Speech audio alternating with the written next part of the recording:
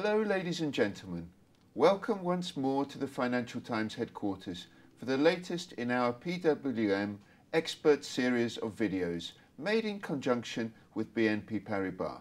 And my special guest interviewee in the studio is Jacky Prudhomme, Head of ESG Integration and Social Business Investments at BNP Paribas Investment Partners. Now we will discuss the types of clients for ESG investing. Jacky, ESG investing is becoming much more and more important for institutions, as we discussed earlier.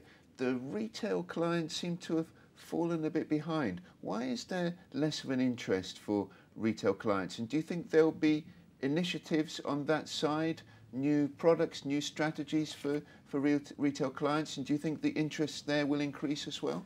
Yeah, you're very right. The retail is the next, just a big target for all the asset managers doing SRI. Maybe there are some reasons why we have not been exploring this market.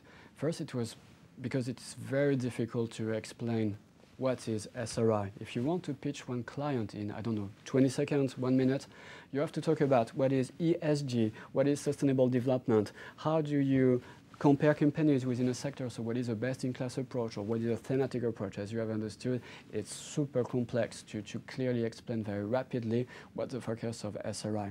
So it means that we have first been approaching the institutional investors because they have the knowledge, the understanding and the expertise, and they really take time to clearly understand what's behind the SRI and the ESG things.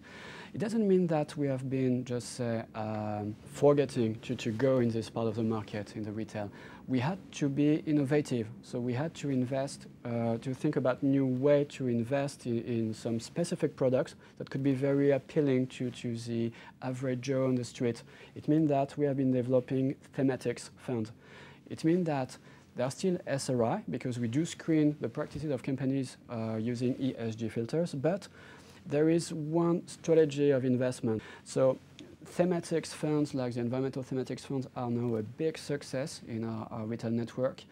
And we are now promoting new funds, like more social-oriented strategies, like human development, so it means access to food, to education, addressing the big demographic challenges of our modern society, like obesity, the fact that there is a bigger market for seniors. And there is also one other strategy addressing the green building. More and more interest from investors to participate to this big shift of the big changes happening in the building sector, where you have now interesting solutions and technologies to help buildings and facilities to reduce their CO2 impact. And very briefly, Jacky, thematic strategies have been important for private banks as well, although they haven't really been marketed in an ESG format. Yeah. Do you expect a change there in the slant of marketing, that here's a thematic strategy that is also ESG compliant coming from the private banks and wealth managers?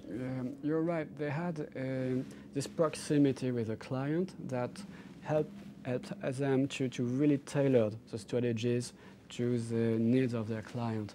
What's the difference between a thematic fund and SRI or responsible thematic fund? The big difference is that you can invest in one strategy, one thematics, without ensuring that the companies you invest in are not involved in controversies, in ESG controversies. Adding this extra layer of responsible investment is just checking that the companies you have been investing in are not involved in human rights infringement, labor rights infringement, or are not containing heavy polluting companies.